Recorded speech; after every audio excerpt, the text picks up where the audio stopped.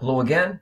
To conclude this long chapter 23 with FDR's second term, and finally, how did the New Deal transform the role of the federal government?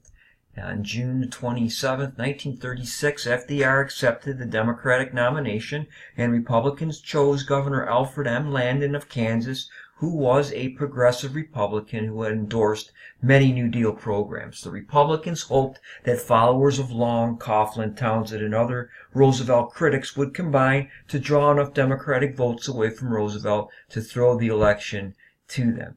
That possibility faded, however, when an assassin of a judge that Huey Long was trying to remove shot and killed the 42-year-old senator in 1935 in the Louisiana State Courthouse, and Long was Roosevelt's most serious challenger. In the election, he won another landslide, 27.7 million votes to Landon's 16.7, the largest margin of victory up to that point. Democrats could also dominate the Republicans in the new Congress, 77-19 in the Senate, and 328-107 in the House. Huge majorities. And in winning another landslide election, Roosevelt forged in 1936 a new electoral coalition that would affect national politics for years to come. Intellectuals, African Americans, Jews, union workers, Midwestern farmers, and Western farmers who had benefited from those New Deal programs could be counted on until 1968 to vote for the Democratic Party candidates. But all of this momentum was stalled by Roosevelt's court-packing plan. He believed that he had a mandate now to make even more radical efforts to end the Great Depression.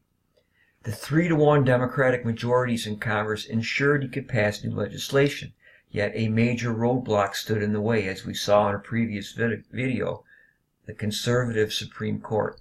Now he's going to try to do something about it, and that's where we ended up before. Given the conservative bent of the court, the second New Deal seemed in danger of being nullified by judges, just as much of the original New Deal had been.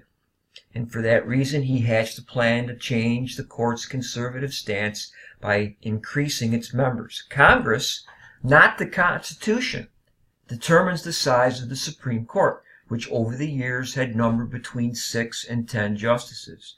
In 1937, the number was 9. And on February the 5th, 1937, Roosevelt, without consulting congressional leaders or even his own advisors, asked Congress to name up to 6 new Supreme Court justices, explaining that the aging justices in that horse and buggy era then on the court were falling behind in their work and they needed help. Despite criticism from both parties, he insisted on forcing his court-packing bill through the Congress. And on July 22, 1937, the Senate overwhelmingly votes this down. It was the biggest political blunder of Roosevelt's career. The episode fractured the Democratic Party and damaged the president's prestige. For the first time, Democrats in large numbers, especially Southerners, opposed Roosevelt, and the momentum of his 1936 landslide victory was lost. He's trying to ride herd on that Congress, but that Democratic mule, that's always the symbol of the Democrats, ladies and gentlemen, and we know that this Congress was controlled by the Democrats. Well, they kicked back, and the Senate defeated that court-packing plan, much to FDR's chagrin. And on top of that, there is the Roosevelt recession of 1937. During the years 1935 and 36, the depressed economy was finally showing signs of revival. By the spring of 1937, industrial output had finally moved above the 1929 levels. But in 1937, Roosevelt is worried about these high budget deficits. He's not really a Keynesian, and he's worried about rising inflation. So they ordered sharp cuts in all of those executive agency programs, and as a result, the economy stalled and it went into a business slump deeper than that of 1929. And in only 3 months, unemployment rose by 2 million people. So in the spring of 1938, they try more Keynesian economics. He asks the Congress to adopt a new large-scale federal spending program, and Congress voted $3.3 billion in new expenditures. This can be a criticism then, ladies and gentlemen, of the New Deal. All of these programs and government spending helped. It helped millions of people, no question about it. But only during World War II would employment reach pre-1929 levels, or pre-New Deal program levels. And conservative economists to this day will criticize Keynesian economics for that reason. In the long run, all it does is increase inflation and lessen the purchasing power of your dollar. And now Democrats, as mentioned, are divided over the New Deal. They're increasingly split into two: conservative Southerners on one side and liberal Northerners on the other. And those conservative Southerners now will combine with conservative Republicans, and they will do this for the remainder of the New Deal electoral coalition. And finally, Southern conservatives will end up becoming Republicans, as we'll see, by 1980. They will oppose these liberal plans. And in the midterm elections in November of 1938, the administration suffered another setback when the Democrats lost 7 seats in the Senate and 80 in the House.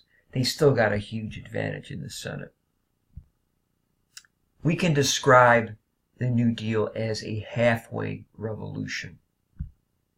Many of the New Deal programs they failed or were poorly conceived and implemented, victims of bureaucratic infighting or inefficient management, but others were changing American life for the better. Social Security, federal regulation of stock markets and banks, minimum wage levels, federally insured bank accounts, and government-sanctioned labor unions. And the greatest triumph, perhaps, of the New Deal was a demonstration that American democracy could, through government lawmaking and presidential leadership, cope with the collapse of capitalism. A self-proclaimed preacher president, Roosevelt raised the nation's spirits and its income through his relentless optimism and unprecedented activism of the WPA and the CWA, the TVA, the NRA for a time, the Civilian Conservation Corps. There is no question that those programs helped millions and millions of men and women. But the thing that you have to remember is that those programs did not get prosperity back to pre-1929 levels. But he permanently changes the role of the federal government and the presidency.